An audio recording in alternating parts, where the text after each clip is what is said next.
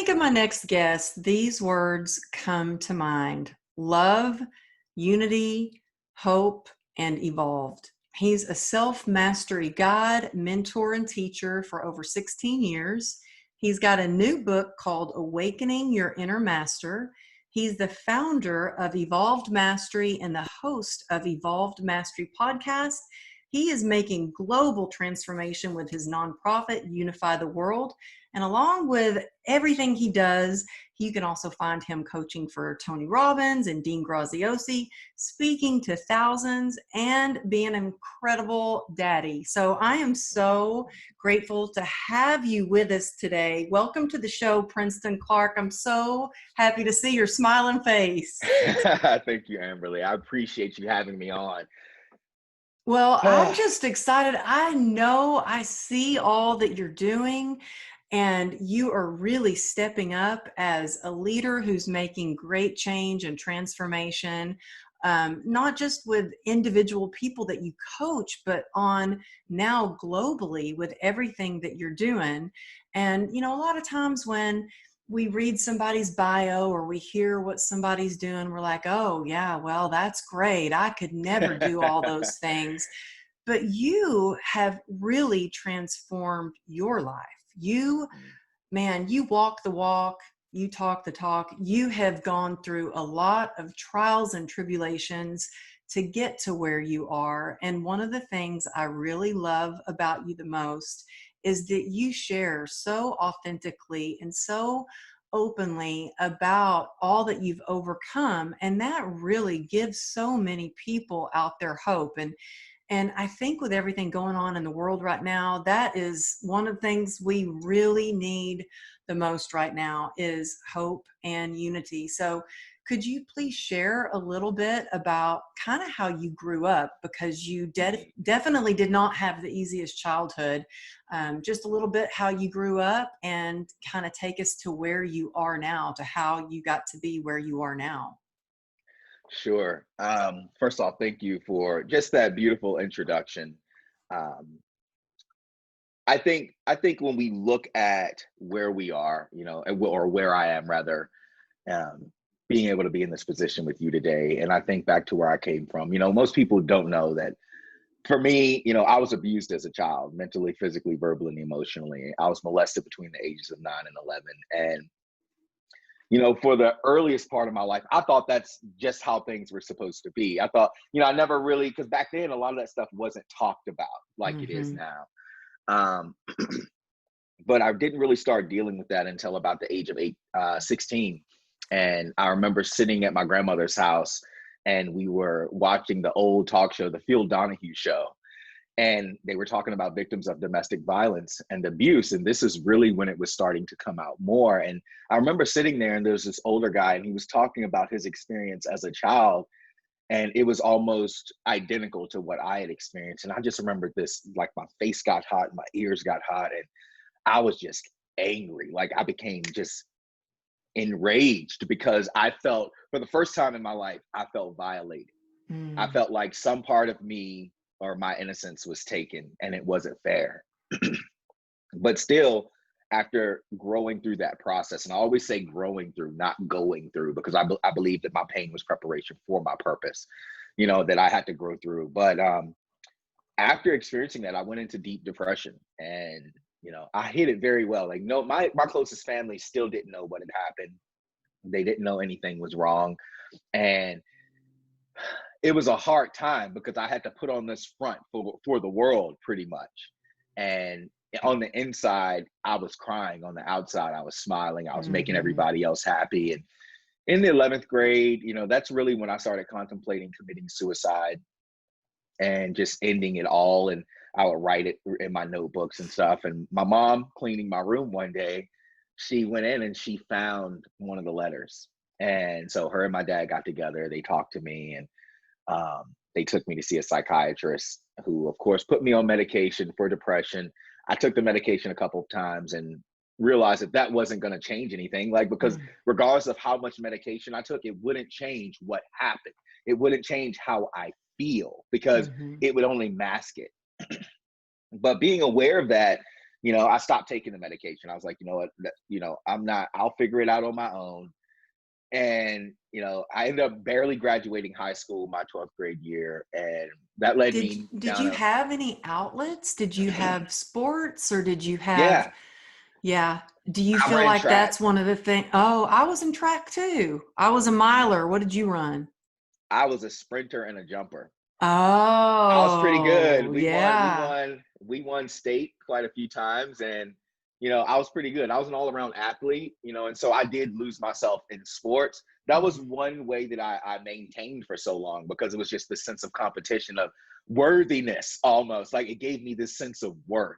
Mhm. Um, but aside from that, there was nothing else. I didn't have any mentors or people around me that I could talk to. And my entire life, I feel like I've had to travel this journey by myself. And, so once I got out of high school, I ended up on drugs. I started drinking. I ended up participating in gang related activity, and I always tell people I've seen stuff that most people only see on TV, and Mhm. I've been in shootouts where bullets were whizzing by my head, like you hear Mhm. them. And I just think about everything that just by grace I was saved from, and I'm Mhm. just grateful, that although those things happened, I was preserved, which brings me to, I'm gonna try to condense it because it's a long story and I know our time is limited. But I got married when I was 21, still participating in a lot of that stuff, still drinking and doing all that. But all I knew was I wanted to have a family. I wanted to give my kids something I never had. But what I didn't know at that point was that I didn't even know what love was. Mhm. How could I give them something that I didn't even embody within myself? I wasn't even aware of within myself. And I think that's what a lot of people do. They try to give other people something that they've never had, Mhm. instead of spending that time with themselves to give it to themselves first, to really love themselves first. But got married, we had kids, we had two, and then right before my now 15-year-old son was born, my third child, I tried to kill myself. I was sitting in my car, I was struggling with deep depression, still drinking, using drugs, and just living that dangerous lifestyle. And almost And like a double lifestyle, because you were trying to function in the world and do the best you could, hmm but using drugs and alcohol to mask all those feelings probably that you had never really allowed yourself to feel yet and process. hmm it was my escape. Yeah. And it I works had people. until it doesn't it? Yeah, it's kind of like the Nightmare on Elm Street. It's like you don't know whether you're dreaming, or you don't know whether you're dreaming or awake, because the entire dream of your life becomes one terrifying movie. It seems like Mm. one terrifying dream. And yeah, and so at that point, that's when I got to the point where I was like, I'm no good for anyone. I'm no good for my kids. Everybody, the world will be better off without me. And I put a gun to my head and I pulled the trigger and the gun misfired. And I say Wow. that very smoothly, like it was just this quick process that happened. But I sat there for hours. I pondered over it for a few days, still while smiling and telling everybody I love them, but on the inside being tormented. And I was sitting in my car this particular night, and I put the gun to my head, and I was just, all these thoughts are going through my head of my unworthiness, my worthlessness. And I was like, you know what? I'm done. And I put the gun to my head and I pulled the trigger and the gun misfired.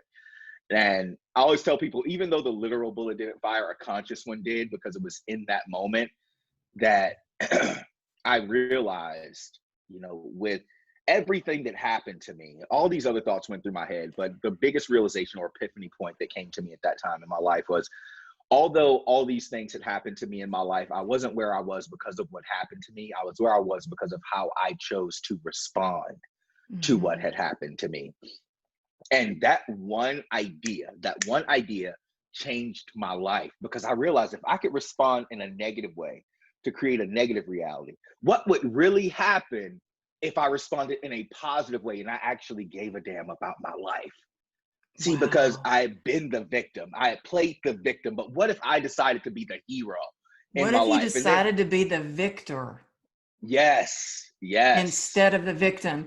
But I want to go back to something because it really hits my heart to hear you share this because my stepmother committed suicide. She shot herself Mm. about 5 years ago. Actually, I'm rubbing my necklace right now. This was her necklace, this horseshoe necklace, and I hold this necklace all the time. She we didn't know how depressed she was. We didn't know how sad and really she, mentally ill she was. We didn't know. Do you think that there were any of your loved ones that had any signs of you thinking, "Oh my gosh, he's gonna end it all"? Were there any signs, or were you putting up that front so well that people had no idea? There was nobody in my life that knew.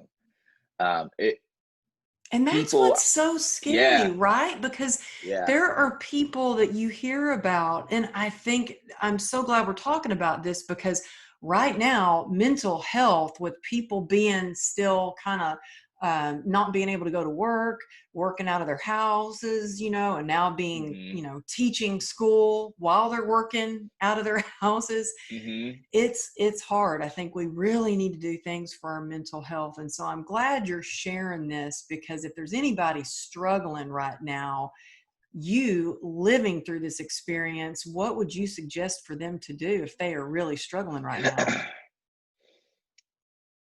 For someone going or growing through, processing through this experience right now, I say find someone that you can talk to, because the thing is, we as a human species, we were not designed to flow or function alone. We were Hmm. designed for connection. We were created for connection. And a lot of the times in our lives, we allow ourselves, when we think about depression, we allow ourselves to get pulled into this vacuum of depressive thoughts and negative feelings and emotions and ideas. And we send ourselves in this whirlwind that takes us down.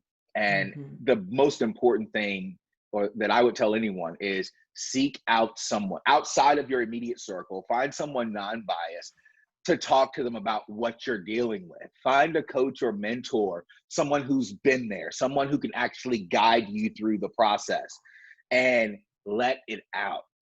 Talk Hmm. about what you're holding on to, because the longer you wear that mask, the longer you hide behind the pain, and just let it sit there, the more it's going to bubble and boil, Hmm. and eventually it's going to start coming out into areas of your life. It doesn't matter how strong your mask is right now. Eventually that mask is going to shatter, and people are going to see the pain, if you don't end it first.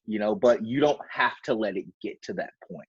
You don't have to be that victim anymore. And I know life, it can be challenging, but I truly believe that, just like what I realized in my own life, all this, I used to say my life was cursed. I've experienced so many things. I used to say my life was cursed, but what I realized after that failed suicide attempt was, with every one thing that I had grown through or experienced in my life, there was at least a million people out there experiencing just one of those things. And if I could become the victor, as you said, in my own life, then I could be a champion for them. Hmm. And so that's where I found my purpose in that. See, a lot of times we think that life comes to break us. It comes to Hmm. break the idea that we've assumed so that we can break through. See, and people think, oh, this breaking that's happening in my life, it's destroying me. No, it's destroying this idea of you. But within you, I always say, what you are is more powerful than who you are, because who you are is an idea. Your parents, your family, your friends, everybody has an idea of who you are. But what you are is a divine creator here with a divine purpose to create something amazing with your life. And unfortunately, a lot of people don't wake up to what they are, and they get lost in the idea of who they think they are, or the idea that someone else Hmm. has put on And I think a lot of people are discovering what they're made of right now them. in these moments Hmm. because Hmm. It is easy. Look, I'm guilty of that. I got caught up in this identity of who I was. And, I was the athlete. I was, Mm-hmm. I was the provider for the family. I was the fitness model. I did all these things. And in an instant, that was all taken away from me. And I had to Mm-hmm. discover what I was made of, and so there's a big difference there. And I Mm-hmm. love that it's all perspective, isn't it? It's not Mm-hmm. necessarily what is happening, but how we choose to see, Mm-hmm. how we choose to Yeah. see it.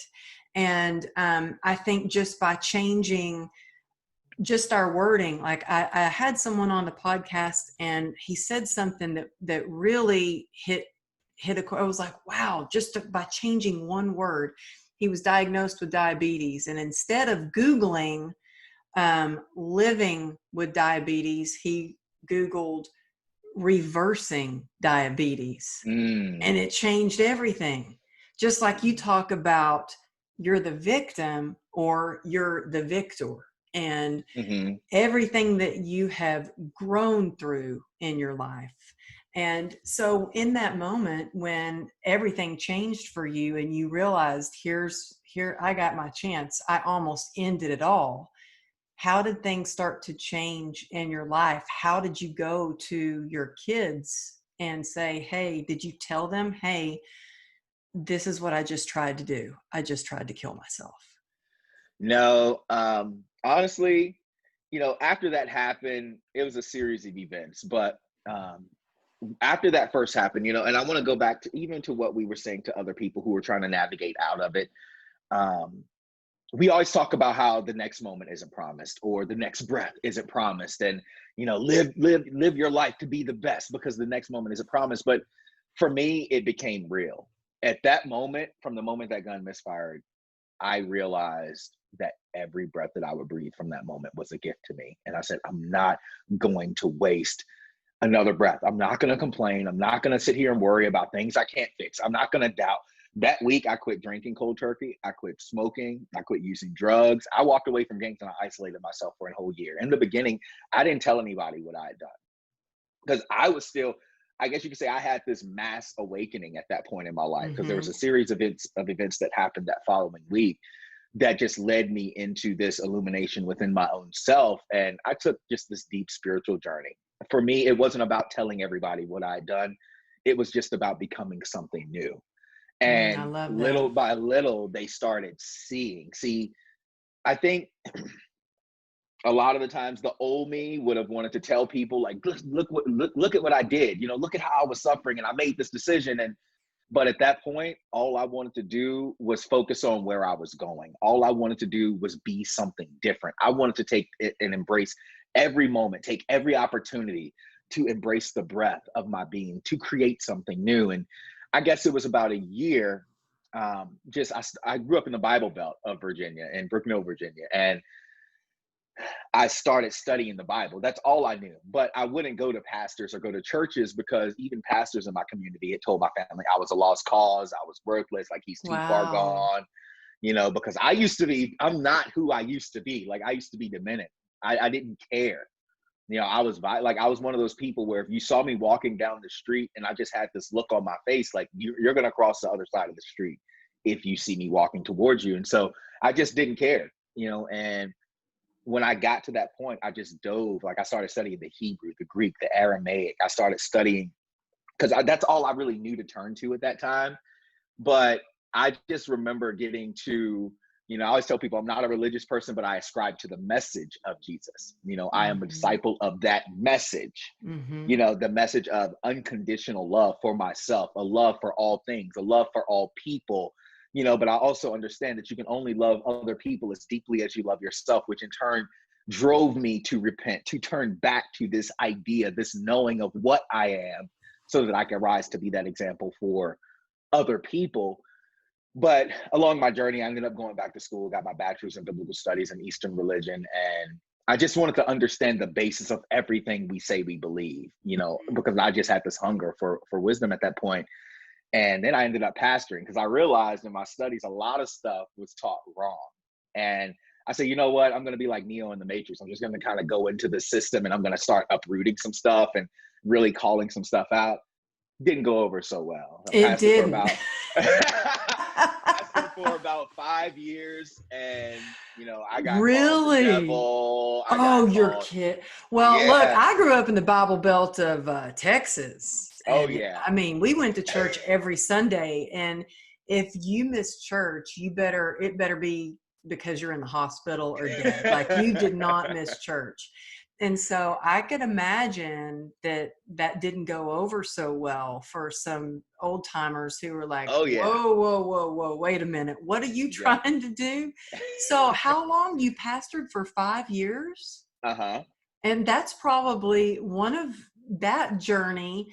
I mean, because you're an incredible speaker, I'm sure gave you such a great experience for just Mhm. getting up in front of people and sharing your message. Because I think my favorite speakers are a lot of pastors, Mhm. But tell me what they called you the devil? Yeah, because You're I was trying to share teaching. love. Oh yeah, but they didn't see it, and in America, there's almost four. I believe there's a little over 3,700 different versions or different denominations, all reading the same book, picking and choosing what they're going to believe and what they're going to stake their faith on. But Jesus's message was simple to me. He said his message. He didn't preach, "I came to die on the cross," and I don't want to make this a religious conversation, but he didn't preach, "I came to die on the cross to save you of your sins." He preached, "Repent, for the kingdom of is at hand." That word repentance, or to repent in Hebrew or Aramaic, is it's almost like a 180-degree turn. It's a turning away from. It's a remembering. It's a coming back to. So he's Mm, ultimately saying, come back to, remember what you are. The kingdom is here now. mm, And his entire message throughout the gospels that we see are, the kingdom is like this, the kingdom is like this, the kingdom is like this, the kingdom is like this. His message was the kingdom. And then he says, seek ye first the kingdom. He's talking about, don't worry about tomorrow, don't worry about what you're going to eat, what you're going to wear, any of these things. It says, seek ye first the kingdom, and all these things shall be added unto you. A few passages over, he comes back and he says, don't listen to men when they say the kingdom is here, the kingdom is there, for I tell you, the kingdom is in you. That's repentance. Turn back, remember what you are. Remember, mm-hmm. if you really understood the power of your belief, the power of your faith, you could tell the mountain to move and it would have to move. Like, do you really know how powerful you are? And that's something that really stuck out to me. Like, that's how powerful I am. Like, it rooted in me at that time in my life, because I was a blank slate. And from that day, when I came to that realization, I looked around and I saw people in bondage, not knowing how powerful they were. And Mm, so I tried to do it the religious way and go through the system. It didn't work, but I was teaching something complete, because a lot of people still want to play the victim, even in religion. The woe is me, I'm going through this, and I just got to repent from my sins, but sin simply means to miss the mark. It's a military term that the Greek soldiers would yell if they shot at a target and they missed the mark. But the mark that people are missing is the mark of love, the mark of mm-hmm. loving themselves, and the mark of loving all things through gratitude, through faith. And so I tried to weave that into there to really get people to see it, because they say they know it, but they're not embodying the knowing that they say they know. But long story short, I left the church, and I really just went deeper spiritually. I started studying meditation, started going deeper into spirituality and my own, excuse me, my own awakening, and that whole process. And I stuck to the message. But what I realized was, you can't use a system to change a system. You have to become Mm-hmm. something new. And I just said, you know what? I just want to take as much love as I can, but I want to go deeper. I want to be so loving that literally, you always talk about the story of Jesus hanging on the cross, and he looks out over the same people who had yelled at one point, Hosanna, Hosanna on the highest, who were now saying, crucify him, crucify him. And he looks out over them and he says, forgive them, for they know not what they do. Like, I remember the first time I read that, I said, I want to live that kind of love. Like, I want to be so Wow. loving that my light cannot be ignored. And that's what I've done. I always say self-mastery, being a self-mastery guide, I take people back to the core of their mind, the core of their body, the core of their soul, to understand the oneness of it all, the power Mhm. of it all. And it starts with you. You are the root. I always teach you are the root to the tree of your life. And if you don't Mhm. like the fruit, you don't like the broken branches, you don't like what's growing in that tree, you have to go back to the root. Go back to the core. Go back to the foundation. What are you feeding that root? What are you putting your focus on? What are you putting your thoughts on? What are you putting your emotions and your state on? Because whatever you focus on is what you're going to grow more of in your tree.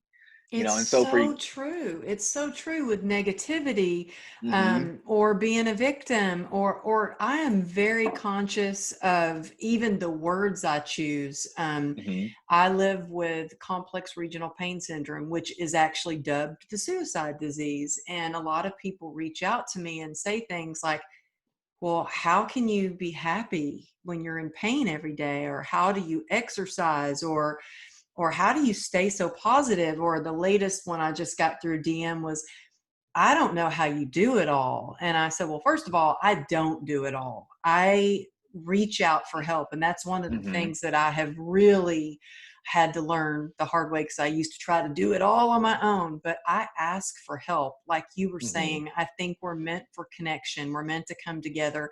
And I think that also, not just words are powerful, but in what we choose to really focus on is so powerful.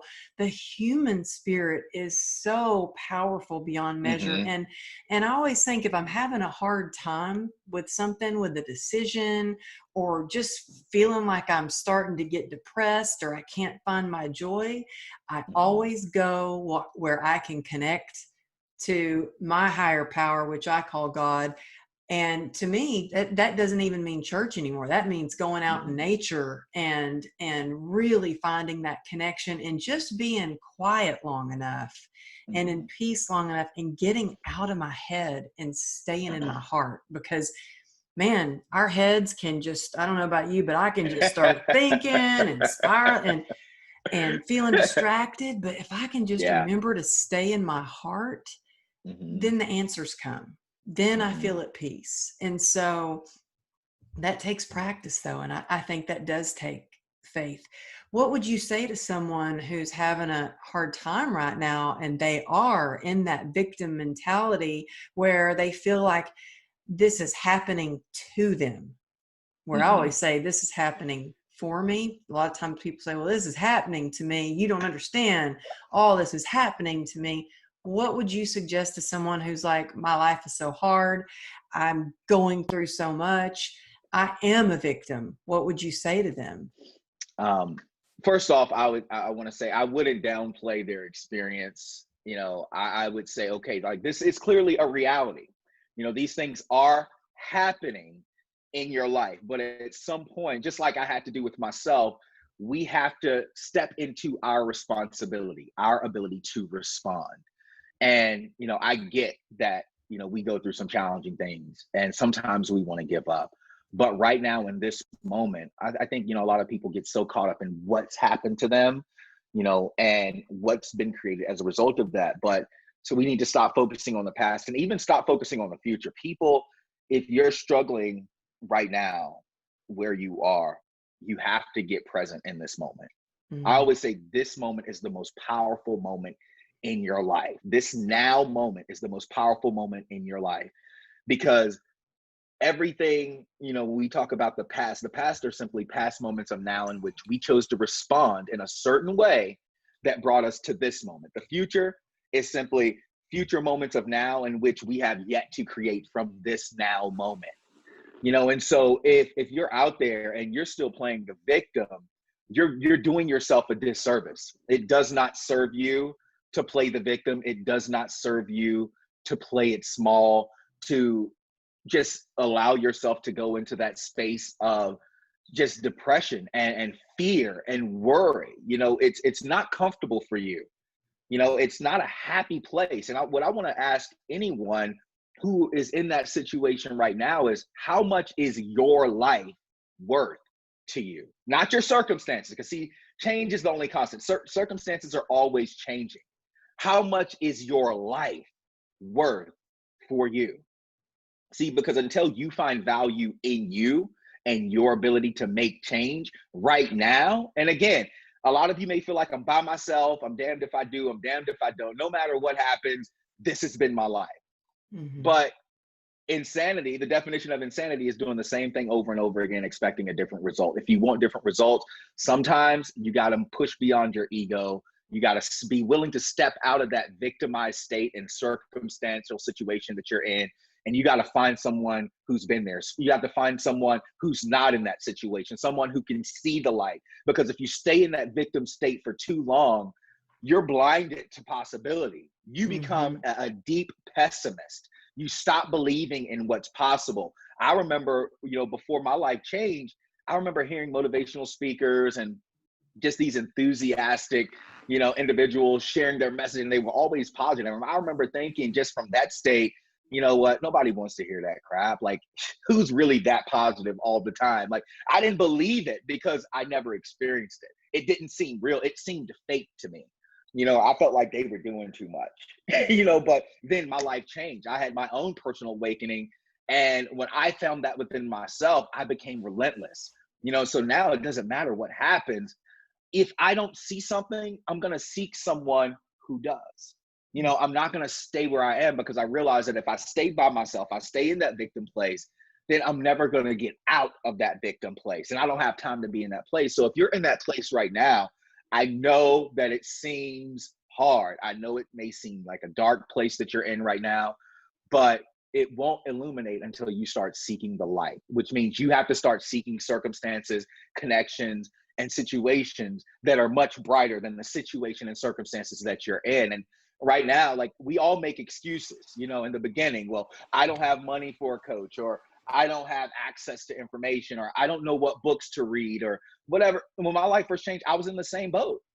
But guess what? I would go to Barnes and Noble and I would read for hours. I started studying human consciousness. I started studying psychology. I started studying conscious psychology, human motivations. Like, why do people respond the way that they do? Because I knew what I didn't know. I didn't know how to be positive at that point. I didn't know how to be happy. I didn't know how to be loving. I didn't know how to address my emotional or lack of emotional intelligence. I didn't know how to be who I was purposed to be, how to be who I felt like I was meant to be. So I started seeking wisdom in areas that would help me find that. See, and you got to be hungry. You can't complain about your life and not do something to change it. And you have to be consistent. See, I didn't come from being in gangs and on drugs and being the angry person after trying to commit suicide that I was, to being someone who's gotten to work as a high impact coach with Tony Robbins, Dean Graziosi, and got to impact, thousands of lives all over the world. And, I've become an author. Like, I would have never become who I am in the power of what I am right now if I had not been consistent in my war against my own ego. If I had not been consistent against my war against my own excuses, if I had not been consistent against warring against the idea or the reality that I had formerly created, I had to own my responsibility. I had to own the fact that I played a major role in creating this reality. But with that came the responsibility to create something new. And that's where the brand Evolved Mastery comes from. I've evolved through self-mastery, and you have to do that too. And it's not going to be easy. And, I love that you share about consistency, and that is the key. I had somebody message me and they asked, well, I'm a student. How do I stay motivated? And I'm like, here's the deal. You're not always going to be motivated. So it comes down to your daily habits. And a lot of people, might be struggling with, just being in the pandemic with gyms closed or what have you. And it's like, if you make your daily habits, like for me, morning routine is I start my day off with gratitude. That is one of the ways I got out of the victim mentality and got out of my depression. And people go, gratitude, really? That works? I'm like, no, it really does work. Yeah. And it's one way that you can shift your mindset. And I love that you said, reach out and find someone, because when you're going through something so painful, you feel like you're the only one, that no one could possibly understand the pain that you're going through. Mm-hmm. But I guarantee you, there is somebody out there that is going through, their story might not be identical to yours, but it's probably pretty darn close.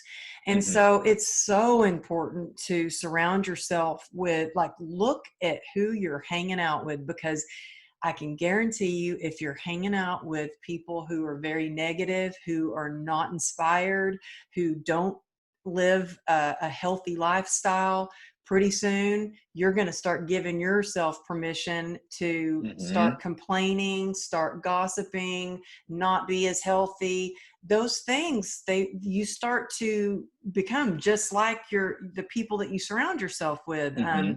In fact, my daughter was, and she's going to kill me if she hears this podcast, she got sent to the principal's office last year. No, sorry, year before last. And I said, she's a good kid. I was like, what happened? And she goes, she loved hanging out with some kids that were getting in a lot of trouble at school, because, man, they were entertaining.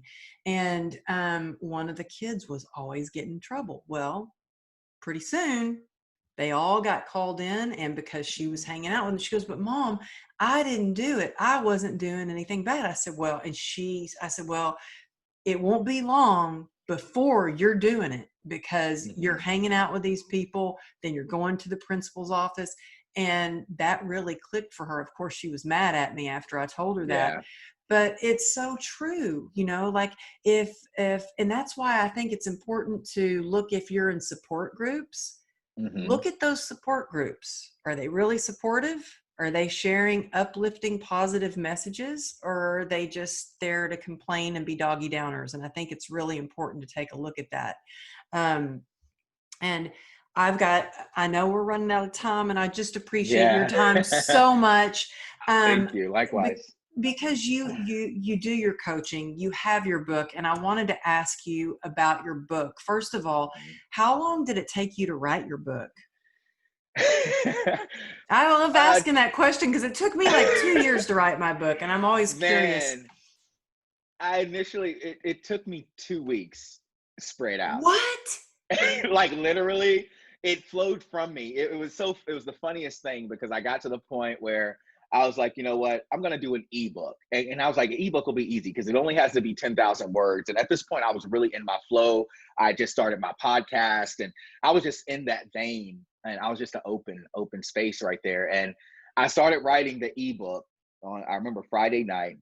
And that first night, I wrote 10,000 words. And I was like, this is, because I wasn't even a quarter of the way done. I was like, this is not going to be an ebook. This is going to be a complete book. And then so throughout the week, this was sporadically. I would spend 2 hours, 3 hours here and there. But over the course of 2 weeks, I guess if I were to put all the hours together, it probably took me about 3 days to write the book. Wow. Wow. But That's it just flowed from me. amazing. That's amazing. And you know what? I think when you are really aligned with what your purpose is, it Mhm. does flow. For me, I Yeah. know that something is not right. It's not quite right if I'm struggling to write it, and that comes down to, even like with a post. If I'm doing an event or something, and the event organizer is like, hey, we really want you to promote our event, and blah, blah, blah. And I'm like Mhm. really struggling with it. And like, how do I word this?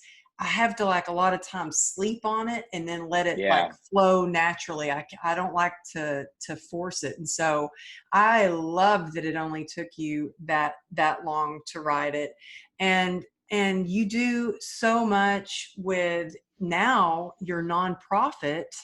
Mhm. And that's pretty new. Isn't that pretty new? Yeah, it's only about 2 months legitimate right now. We launched it 2 months ago, in the light of everything that was happening with, injustice. And, I saw, as a leader, we always say leaders don't focus on the problems, we focus on creating solutions. And one thing that I saw, everybody talking about racist this, racist that. And I said, listen, I understand what racism is. I grew up in a Mhm. small town in Virginia where I remember the KKK marching through my town.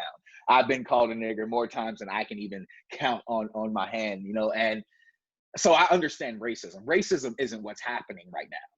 Prejudice is what's happening. Prejudice, people prejudging based on stereotypes, ideas, experiences, or lack thereof, knowledge or lack thereof. And so that's the biggest problem, is a misunderstanding on a very large scale because of how we've allowed the media to play us, and how we've allowed ourselves to get pulled into the lie. Racism does exist, but the biggest problem right now is prejudice. And the only way to combat prejudice is through education.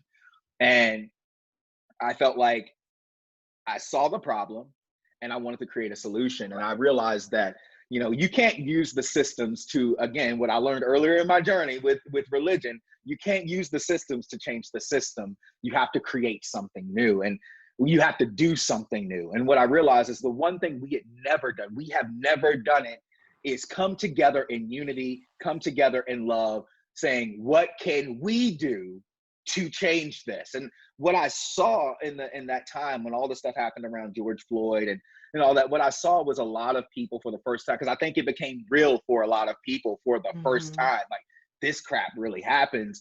And people were saying, it was well, heartbreaking. Oh my yeah, gosh. It was just I had to turn the news off because I would watch the news and just cry. It just breaks my mm-hmm, heart that there's such evil out there. mm-hmm, And so I love that you are the leader that you are, and you're like, we have got to create something new to come together for love and unity. Can you tell us a little bit about what you do with your yeah. nonprofit? So the slogan is educate, elevate, and unify, because our goal is to eradicate the disconnects within humanity. It's not just a black and white issue. So the main project that we're focusing on is called the Unity Project. And what we want to do, because we also see the effects of the disparagements in minority communities, we see the lack of education, we see the lack of resources or the lack of knowledge for resources. So one thing that we want to do is start creating free education. We're going to create free education through the Unity Academy, and we're creating a foundation where they can come in and learn how to start their business, learn how to use their voice in a way that's effective, learn how to understand money and finances so they can start creating an economical foundation for those communities, learn how to come together so they can push towards, social legislation, educational legislation, or reform rather.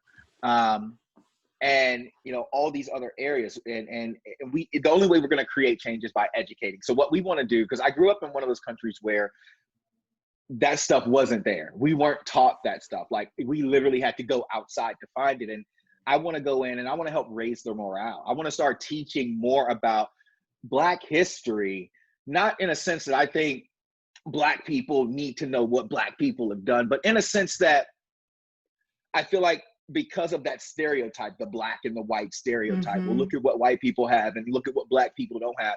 Let's just say, look at what some humans have and what some humans don't have. But to start, Dean Graziosi always says something awesome. He says, you bring people in based on what they want, and then you give them what they need.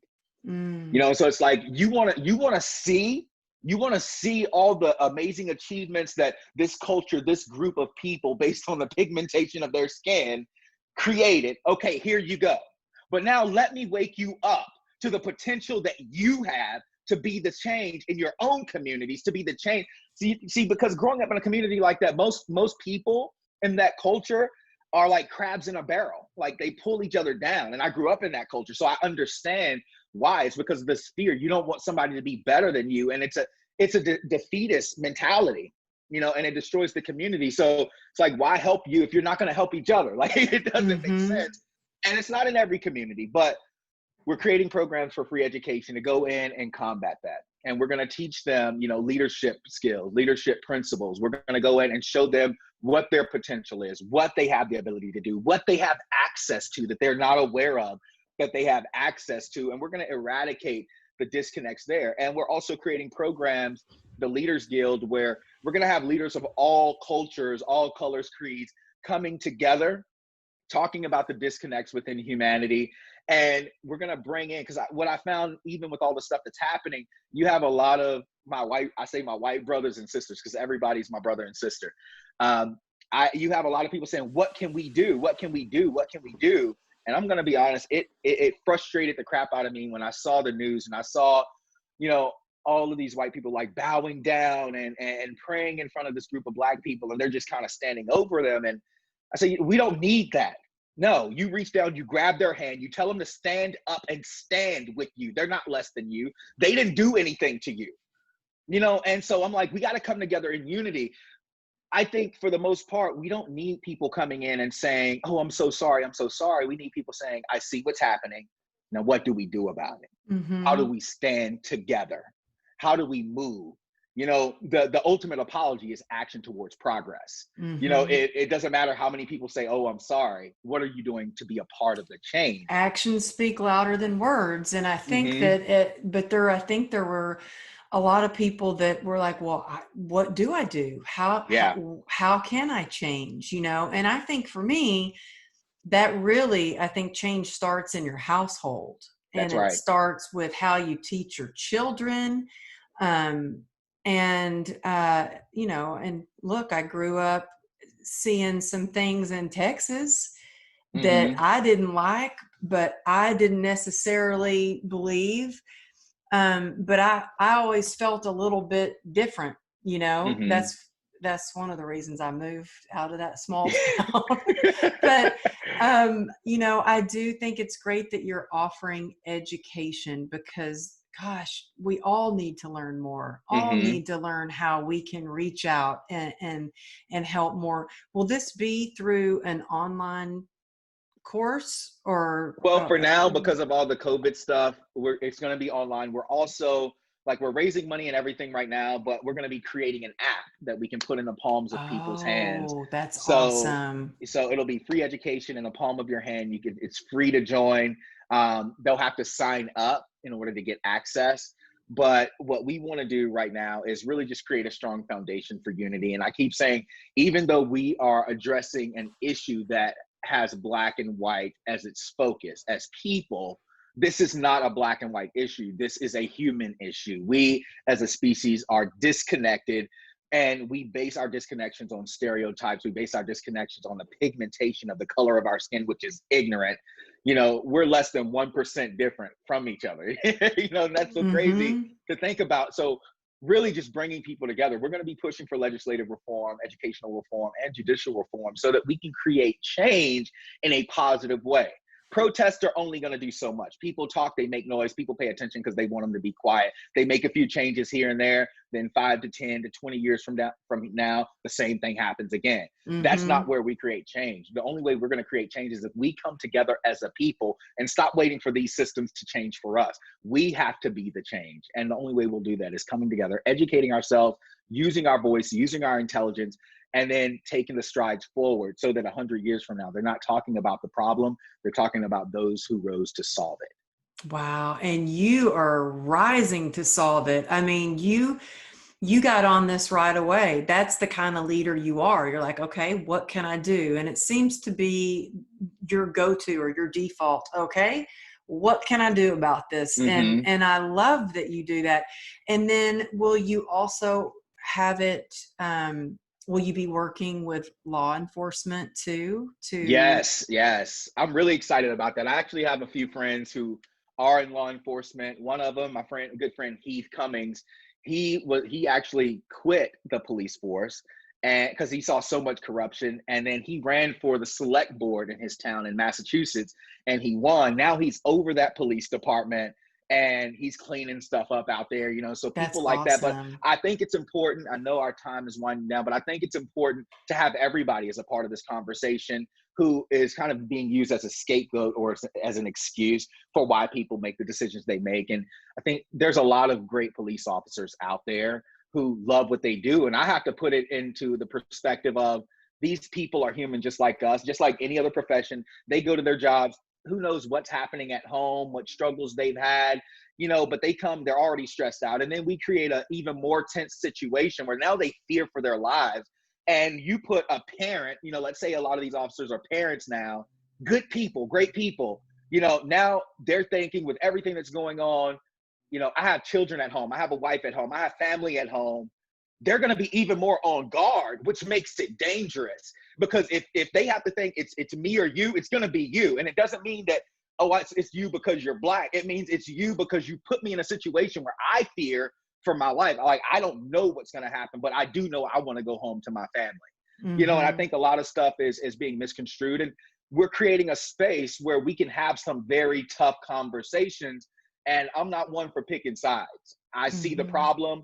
And I always tell people, if we're not talking solutions, I don't want to talk about it. It's a waste of my breath. It's a waste of my time. But we got to create a space for these conversations. So I'm looking forward to bringing, people within politics, police officers, people from different communities who have different perspectives, who don't understand, privilege or racism or prejudice, and don't really understand how to navigate that and communicate through it. We want to bring that together, unify it in love, and say, what can we do to be the difference? That's what I'm looking for. Leaders who are saying, what can we do to be the difference? Well, I love that. And, my husband retired a few years ago, but he was a lieutenant commander with a highway patrol.